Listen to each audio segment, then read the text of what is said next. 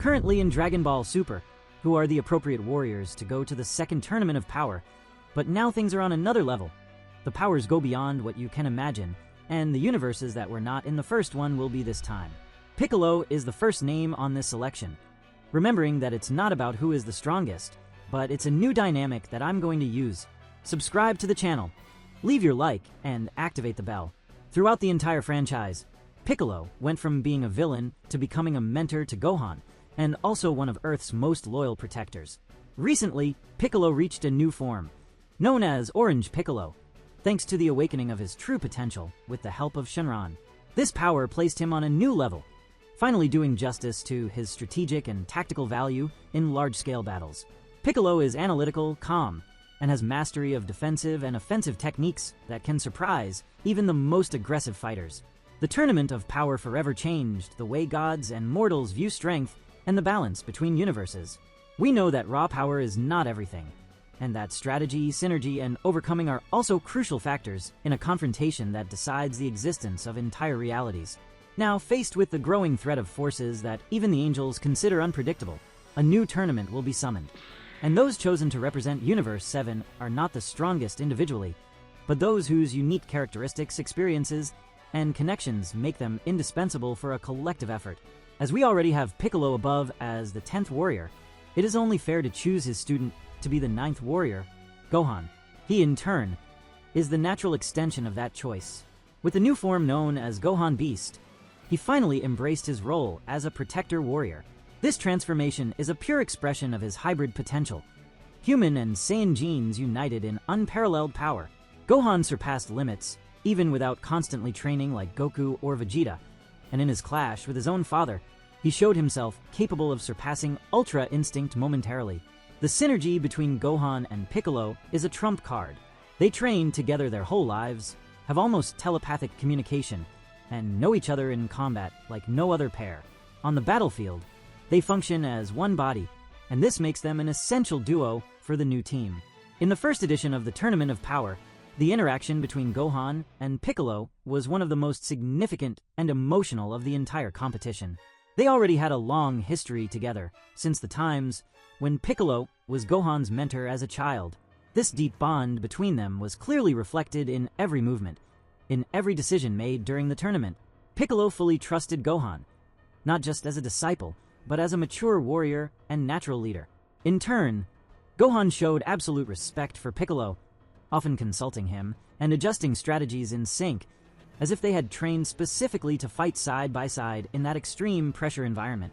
Gohan, who had taken the role of leader of Universe 7 during the tournament, showed impressive maturity, something that was possible precisely because of the recent training he had with Piccolo before the competition. This training reinforced the bonds between the two and enhanced the synergy that had always existed since Piccolo sacrificed his life to protect Gohan back in the Saiyan saga. In the arena, it was evident that one's movement reading complemented the other's action. Piccolo used his intelligence and versatility to cover Gohan, while Goku's son used his brute strength and strategic abilities to pave the way, protect Piccolo, and at the same time guide the rest of the team with precision. In several battles, the two acted as an indivisible unit. An example of this was the fight against the Namekians from Universe 6, Sanal and Purina. In that fight, Gohan and Piccolo faced opponents who, like them, had a fusion not only of technique, but of spirit. This made the battle even more symbolic, as if Gohan and Piccolo were facing mirrored versions of themselves. The way they protected each other, alternated, and pushed each other to overcome their own limits was one of the great moments of the tournament. Additionally, Gohan's trust in Piccolo led him to make bold decisions, like when he prioritized attacking with everything, knowing that his master was there to cover any gaps. Piccolo, in turn, showed an almost paternal respect for Gohan, often retreating from an offensive to observe and ensure that Gohan was safe or leading the strategy correctly. This kind of coordination was not something common among the other participants, who often acted individually. In the case of Gohan and Piccolo, everything was done in harmony, almost as if they shared the same battle mindset. Goku is the next name, inevitable. Even after the Tournament of Power, he continued evolving in unexpected ways. With the partial mastery of Ultra Instinct, he began to better understand the principles that govern not only brute strength, but also mental and bodily balance. More recently, His reunion with the Saiyan roots and the emergence of Super Saiyan 4 in Daima open new possibilities. Goku is about to combine this primal power with the divine serenity of Ultra Instinct, a combination that no mortal has ever dared to achieve. His role in the team is not only of strength, but of spiritual leadership and creativity in combat. Goku even inspires enemies, and that has immeasurable value. Vegeta comes right after, as the 7th warrior, seeing Goku as the team's pillar, while Vegeta dives into chaos as a path to power. His Ultra Ego technique allows him to get stronger as he takes damage, something that echoes the Saiyan brutality in its purest state. He is the opposite of Goku in philosophy, but this only makes them complement each other even more. If a fusion is necessary, whether as Gogeta or Vegeto, the union of these philosophies can result in something beyond the understanding even of the gods. Vegeta is also strategic and deeply proud, which makes him stubborn but also pushes him to never accept defeat. The fight between Goku and Vegeta against Jiren in the first edition of the Tournament of Power was one of the most epic moments of all Dragon Ball Super. Not only because of the level of power involved, but because of the emotional load, the overcoming of limits, and especially because of the way two historic rivals fought side by side, without pride or dispute, focused only on protecting their universe. Goku, after reaching Ultra Instinct incomplete for the first time, became the main focus of attention, but it was Vegeta's constant presence by his side that kept Jiren pressured and prevented the fight from ending early. Since the beginning of the battle against Jiren, it was clear that neither of the two Saiyans would be able to defeat him alone. Jiren was an opponent who had surpassed all conventional limits, someone who fought with a cold determination based on his solitary conviction. Goku tried to face him with all his forms, from Super Saiyan Blue to the enhanced Kaioken, and even so, he was pushed to the limit, which ended up being the trigger to awaken Ultra Instinct. But even with this transformation, Goku was not ready to master this power completely, and that's when Vegeta proved to be even more essential. Vegeta, unlike Goku, did not have access to Ultra Instinct, but achieved his own evolved form of Super Saiyan Blue, a state that carried not only his individual power, but also the pure motivation to protect his family, his promise to Kaba, and his pride as the Prince of the Saiyans. This form was decisive to keep Jiren occupied, allowing Goku to catch his breath and return to the fight. More than that, Vegeta constantly threw himself in front to protect Goku when he was vulnerable. He ignored his own physical exhaustion, the deep wounds, and kept fighting purely out of spirit, facing a clearly superior opponent. When Goku fell after temporarily surpassing the limit of Ultra Instinct, it was Vegeta who remained standing, even exhausted, and with almost no ki left. He fought until the last drop of energy, not caring about his own body. At the moment when his strength finally ran out, he did not lament defeat, but used what little energy he had left to do something he would rarely do: fully trust Goku and give him his energy. This gesture symbolized much more than a simple ki transfer. It was recognition, an acceptance of the other's value without rivalry. Vegeta knew that Goku was the only hope at that moment, and even if he was the one defeated, it didn't matter as long as Universe 7 had a chance to win. This moment had a tremendous symbolic power because it showed how much Vegeta had matured. He, who before would never recognize weakness, ask for help, or let go of his pride, did all of that in that moment without hesitation. And Goku, already badly injured and exhausted, felt the weight of that trust that drove him to rise again and try one more time. And even though his body could no longer sustain the final state of Ultra Instinct, he kept fighting. It was because of this combination, the spiritual and literal push from Vegeta, combined with Goku's unbreakable will, that their universe was not eliminated. The fight against Jiren was never just about strength. It was about how much Goku and Vegeta could grow not as individuals, but as allies, and how together they represented something much greater than a simple rivalry. Both contributed in different but equally essential ways. Vegeta was the unbreakable wall, the silent protector, and the symbol of overcoming pride. Goku was the spark of the impossible, the warrior who believed until the end that there was a way to win, no matter how dark the path was.